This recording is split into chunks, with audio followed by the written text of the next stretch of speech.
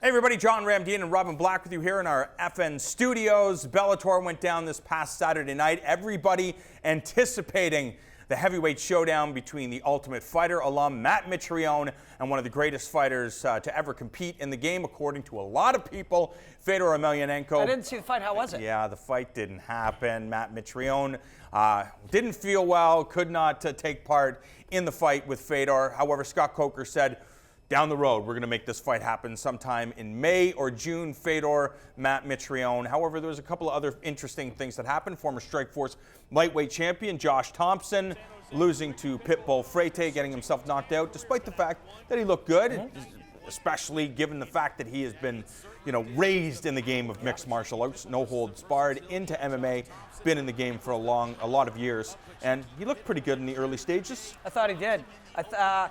I thought for a guy, is he 40 now? About 40, yeah. Hey, he was looking pretty good. It's a tough way to make a living as you get older, and it's even tougher if you're not 100. I mean, who we all are changes as we age, and that hunger to beat anybody, that can't last the rest of your life. It just can't. And so that affects and shapes how you train and how you prepare and everything. And both Thomson and Koscheck, I feel, especially Koscheck, who spoke about it publicly, that, hey, BJ should come over here because there might be some easier matchups. I think that's a primary motivation for some of these guys now. We can get more money for easier, because I put quotes because it's not really easier, fights against lower level guys. But as soon as you kind of take that edge off that, I think it becomes harder to get in there and fight. But I think a guy like Josh Thomson, a guy like Josh Koscheck, I think guys like this, if they still want to fight, it's important to them and they love it, I'm happy to see them get paid. I really am, and get to see them go do their thing. I thought Thomson was looking real good, but, and I'm sure he thought, I can take this guy down. Whereas the Chandler fight, Chandler's one of the best fighters in the world. But against Pitbull, I think he was like, I can take this guy down and make this fight easier. But sometimes you get hit. How important is it that you have honest coaches and training partners? If you're a guy like BJ Penn, you go to Greg Jackson's, and we've had this conversation before about fighters going down to Brazil and having the chance to work with the great Minotauro Nogueira, and they know they can tag him. They know they could submit him on the ground because he's broken, he's battered, he's been through the wars, and they don't. They take it easy on this guy, but now he goes into battle against somebody who's younger, fresher, more motivated, and he didn't get the hardest sparring he could. That's a disservice to the fighter. Yes, and you imagine a world in which you or I or our viewers were good enough to spar with Anderson Silva. None of us are, we'll get murdered. But if we somehow were, wouldn't you just be like so in awe that you're sparring with Anderson Silva? You kick his leg a little bit, you feel all right about it, try to be defensive, and Spider, that was, sir, that was a good. That's what they do in a lot of these cases. And then there's anybody who trains any kind of sport, and jiu-jitsu is like the perfect one of these. There's wherever you stand in the line, if they have a line in your gym, you're a blue belt, and there's white belts down there, and there's purple belts over there, and they say, all right, you can pick somebody to train with. Are you one of those people who looks down and looks for one of those white belts? Or are you one of those people who looks over and looks for one of those purple belts? The hardest thing you can take. Because if you're one of these guys, that's how you get in and become a fighter. That's how you go into fights. You're always looking for more. But at 40, and you're tired and you're sore, and sometimes you start looking over here. You start looking over for the easier one. Sure. And I think that is what's represented for some of these guys as they get older when they decide, and maybe I'll go over to Bellator. I mean, Ben Henderson didn't start off at his best there. And I think on some level he thought he was looking down the line to his right instead of looking down the line to his left, because Koscheck is at his level.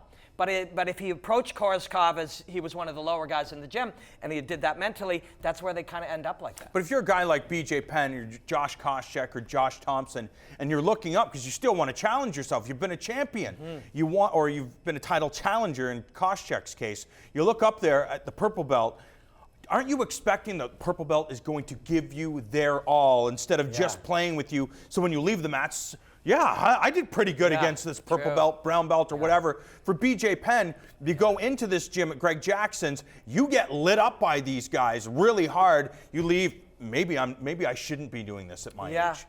I mean, it's all the input that we're getting in and how we process it and what we take out of that.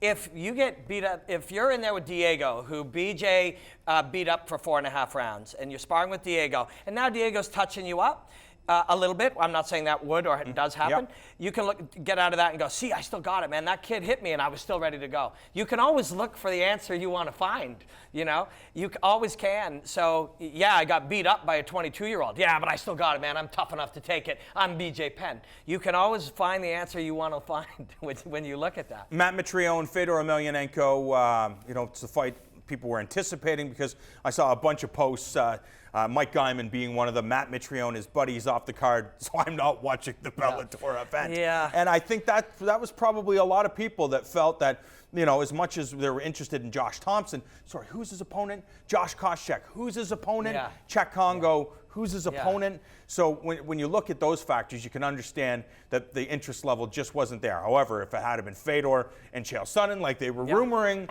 I have a feeling a lot of people would have tuned in. Yeah, I was texting with Shab, and he's like, I just talked to Chael. He said he offered to do it. And I think Tito offered to do it.